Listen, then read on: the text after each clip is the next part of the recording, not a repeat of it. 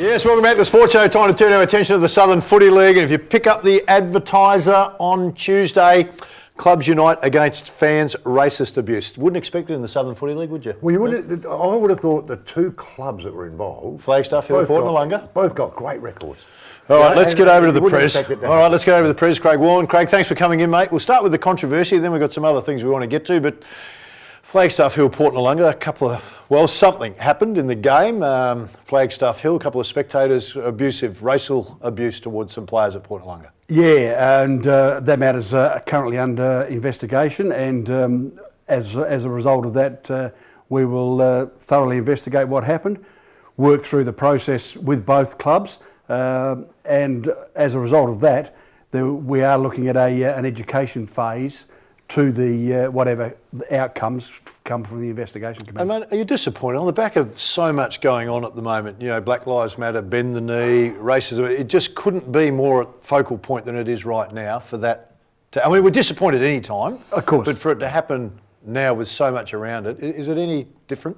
It is disappointing, really disappointing, because we do have policies and procedures in place against this sort of thing, but as you know, it only takes one or two to say the wrong thing, and then it sparks, and right. You know, where there's a spark, there turns out to be a fire. It's the clubs too that suffer a little bit here. You know, the Flaggies will suffer. I mean, it's a couple of their players or whoever have started this, but it doesn't reflect on the whole club. That club's a pretty good club.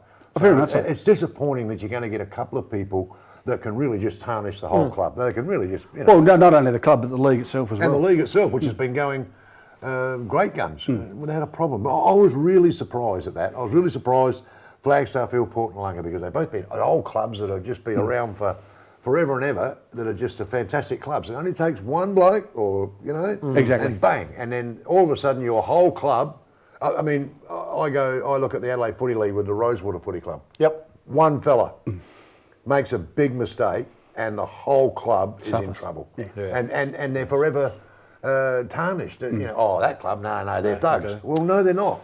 So, yeah, mate, on a positive note, as you can come out of it, I mean, congratulations to the president, Neil Williams from Flagstaff Hill, and the players. A couple of players got down into the Cockle Divers rooms after the game and offered any support they could need. So really classy by them, I guess, coming off the back of what you've just said, shows that they're both great clubs and shouldn't be branded by potentially a couple of buffoons making fools of themselves. Hey, let's get on some really important stuff, mate. Alan Griffin, of course, we know he was a Hall of Famer up there in the Southern Footy League, passed away this week, 3rd of August, which is sad. Let's have a little chat about what he's meant to the Southern Footy League.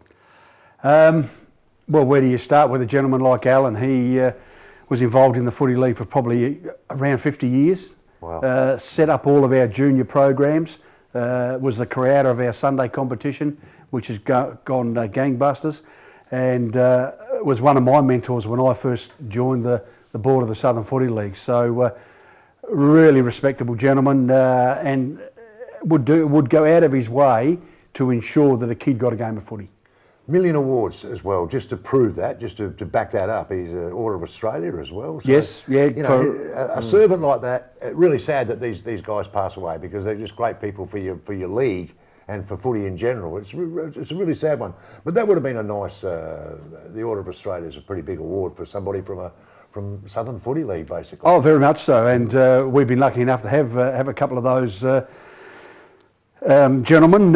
John Hall was another one, and of course the previous president and myself, Chris Leahy, was also an OAM, and the good part about that was him and Alan both got theirs together at the same time for services to football in South Australia. Fantastic. Yeah, so fantastic. Condolences to their family and all those associated with Alan, of course, but he'll be remembered, mate, as one of the greats of the Southern Footy League. Oh, well and truly. All right, let's turn our attention, mate. It was an interesting weekend. Last week we were talking about how close the games would be, and suddenly we've seen a little bit of an opening, an unusual one. I mean, Noarlunga, too good for Happy Valley, 38-point winners there. Probably not too surprised by that one. No, Noarlunga just starting to find their straps. Happy Valley again with those younger kids. They're now 5 games into the season. It'll be interesting to see how they track from here. And the Cobras were a bit stiff against Christie's, only going down by 128 points. They didn't kick very straight, 8-12. That cost them dearly. Yeah, well, they had a problem trying to contain Mr. Nobes up forward. He kicked, was a 14-9 for Christie's. So you talk about inaccurate kicking last week, Phil, but 14-9. That's a backward step for the Cobras. That's it is, they haven't played too badly. But in saying that, they'll bounce back. They got Port Noarlunga this week, and of course, remember a couple of weeks ago they played Porties, and there was only a couple of goals in it. So. We know Flagstaff Hill, we've touched on their win over Port Noarlunga, mate. Morphett Vale, 19-point winners over Ranella, but Ranella up at three-quarter time. Now, they've had a couple of games like this, Ranella, where the young kids just look like they run out of gas going into that last quarter. Pretty similar again? Yeah, and it was a terrific day at Emu Park. Huge crowd. We topped, almost got to the 1,000 mark. Wow. It was just one of those games. Ranella looked as though they had them, and then just after three-quarter time, Morphett Vale got a quick run on, and Ranella couldn't catch him. Do we need Billy on the wing? Billy on the wing. Billy was on the wing. Was it? just next to the coach's box. I reckon Billy does enough for the club. I don't reckon he can do much more. Yeah. Hey, let's have a look at round 5, mate. Christie's Beach, they sit in second spot. Happy Valley in 6th. That's at Christie's Beach. Christie's bounce back? Christie's should win this one at home. It will be interesting to see Happy Valley on a big oval. Their oval is not dissimilar to Christie's, and they play that oval pretty well. So this will be closer than people think, but I think Christie's will get them. 1v3, Flaggies, Morphett Vale. There's a pretty good game of footy. It is a very good game of footy, being played at Flagstaff Hill. Morphett Vale cock a hoop after, of course, Sunday, but then, of course, they had the shortened week going forward.